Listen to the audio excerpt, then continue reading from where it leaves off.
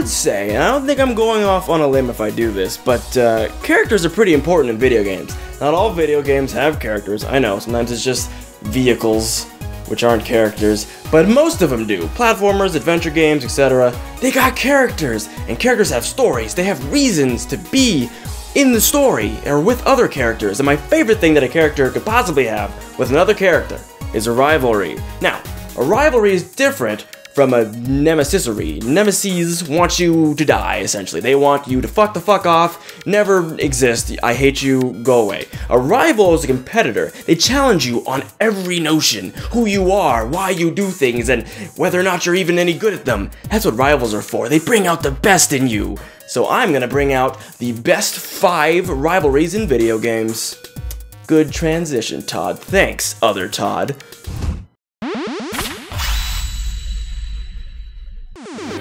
I was so eager to see you, I couldn't concentrate on preparations for the bash. I'm an only child, so I don't know exactly what it's like to have a brother, but if the brotherly rivalry that Dante and Vergil from Devil May Cry share is anything to go on, I'll pass.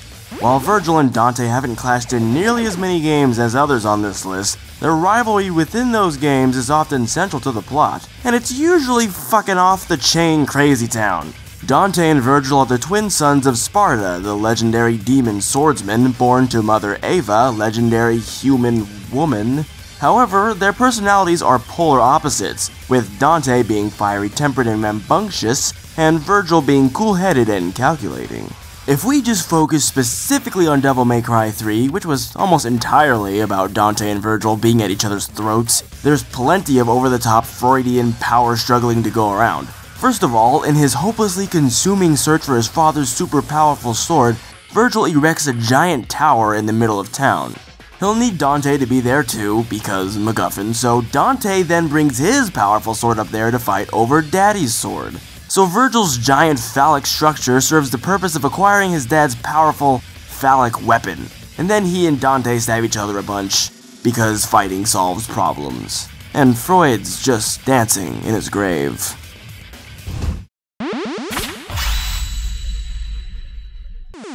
A smirk versus a grimace. Hero versus anti-hero. Blue versus red. And black also. Like many video games, Sonic the Hedgehog and Shadow the Hedgehog, or rather Shadow the Ultimate Lifeform, but sure Hedgehog for short, couldn't be more opposite. Sonic is careless, stubborn, and sassy, while Shadow is stern, aloof, and condescending. Sonic has spent game after game tirelessly challenging the Robotniks, thwarting their endeavors for world domination with the aid of his pal Tails, or sometimes there'd even be Knuckles the Echidna, Amy Rose, Big the Cat, really nothing but the greatest cast of quality characters, but nobody ever even proposed to beat Sonic at being Sonic. Even Metal Sonic, specifically designed and built to beat Sonic at being Sonic, could only ever challenge him on the merits of skill.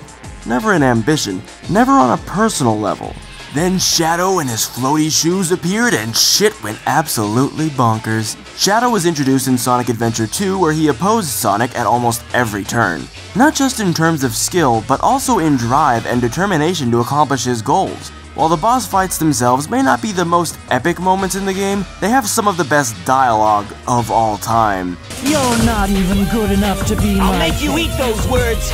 As the story progresses, the truth behind Shadow's ridiculous existence is revealed, and Sonic sees his newfound rival for who he is, an angsty jerk who'd lost his only friend.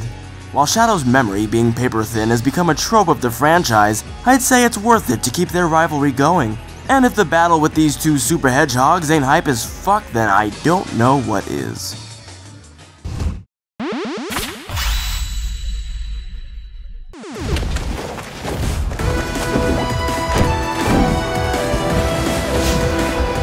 A fist bump is worth 1,000 words. Mostly words like bro and sorry my hands are dirty, but not when shared between these two world-renowned fighters. Granted, Ryu's hands are probably pretty dirty. Ryu, the man from Japan with no last name and a demon inside him, and Ken Masters, the rich kid from America with a passion for fighting and family, are as friendly as rivals can be.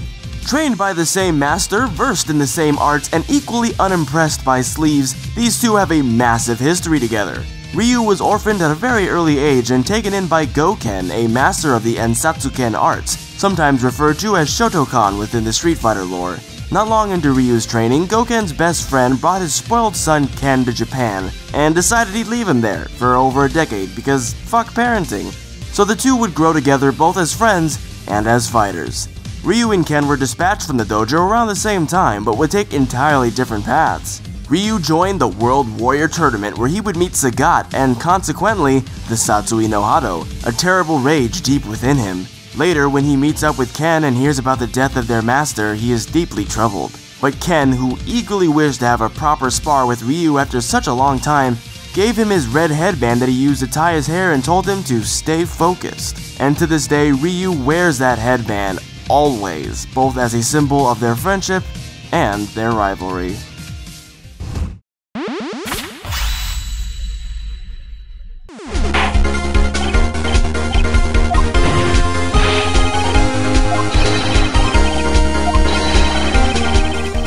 Phoenix Wright, the glorious attorney whose very first case was to defend an old friend of his, would eventually meet his rival in the form of an old friend of his. I don't know about everyone else's childhoods, but most of my friends from elementary school aren't inextricably linked to me by a magical series of events and career choices. No, mine are linked to me against their will. But the perfect prosecutor, Miles Edgeworth, the man who inspired Phoenix Wright to become a defense attorney in the first place, would eventually become his greatest rival.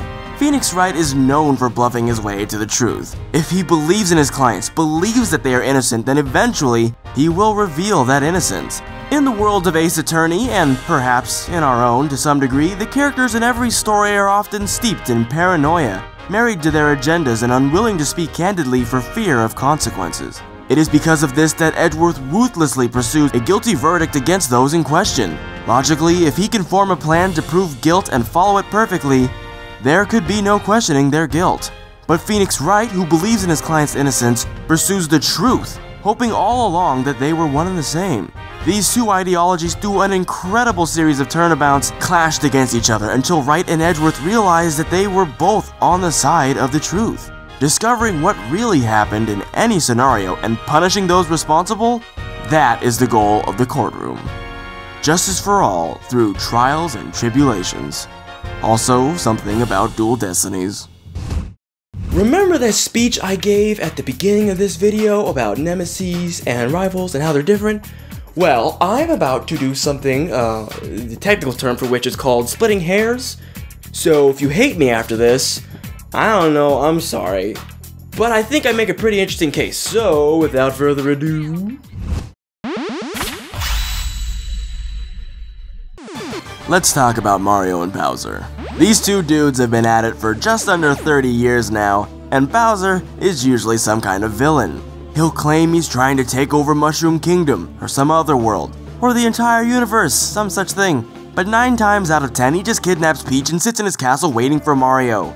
Sometimes he'll even take some power, like a wand, and you know, morph some people into bad guys, take some power stars, etc.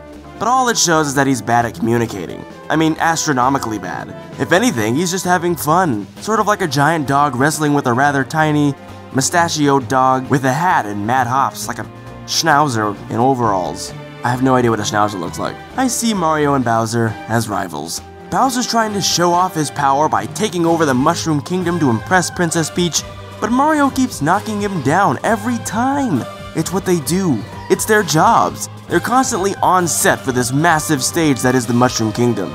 But in the off-season, when the cameras are all gone and Peach resumes her life not giving two shits about either of them, Mario and Bowser keep the fire going with kart racing, tennis, golf, and beating the shit out of each other. As friends, as rivals. They're not actually trying to kill each other. It's fun. See? Rivals, not nemesis. I will not. Oh, you won't, will you? What? No, I won't. I won't have any of it. Oh.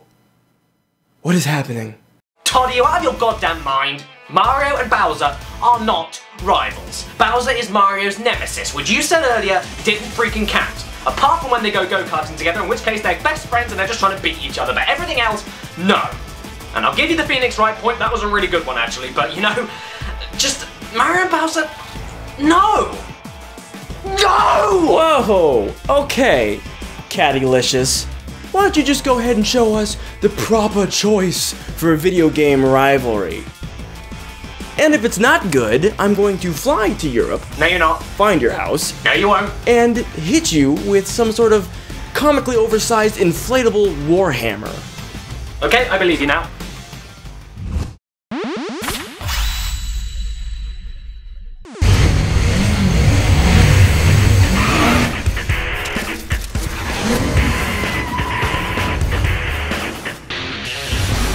Okay, for my ultra special Todd-tacular guest pick on his list, I'll have to bend the rules slightly and choose the Mishima and Kazama rivalries from the Tekken series. A little bit more than 2 people, I know, but the main rivalries in these 2 families are between Heihachi Mishima, Kazuya Mishima, and Jin Kazama. They're all different generations of the same rich and powerful family, and they despise each other. And what's funny is that they never started off hating each other. You know, they taught each other how to fight, yada yada yada. But until one of the sons of the family appears to be any kind of threat to the power of their father, that father then steps in to prove his authority by any means necessary. They all bicker, argue, and kick the hell out of each other until one of them finally gets their own back over the others, which, as shown by the ending cutscenes in the arcade mode of pretty much all the games, is done by a multitude of over-the-top and hilarious ways, such as throwing each other into volcanoes, transforming each other into devils and burning each other alive by manipulating the devil gene, and my personal favorite, strapping other family members to a rocket ship and blasting them off into the void of space. You seriously can't make this stuff up. And for something as ridiculously written as a fighting game lore, the Mishima-Kazama rivalries are always entertaining, hilarious, ridiculous, occasionally really badass, and even sprinkled with some genuinely emotional moments to counter the absurdity of it all. It's a rivalry that's been going on for decades, and it only gets more engrossing with every single installment.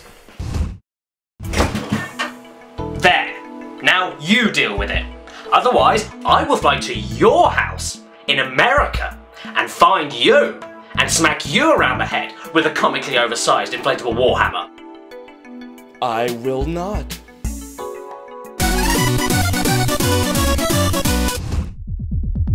Hey everybody, Todd here. Just wanted to thank you for watching the video. I hope you enjoyed it because I enjoyed making it. And since Caddy's not here, he's asleep right now. If it's your birthday today while watching this, then happy freaking birthday to you. And remember to stay beautiful. Also, remember to like the video if you want to. You don't have to. Thank you very much to young Caddicarus for lending his voice to the video. I appreciate that. And fucking have a good day.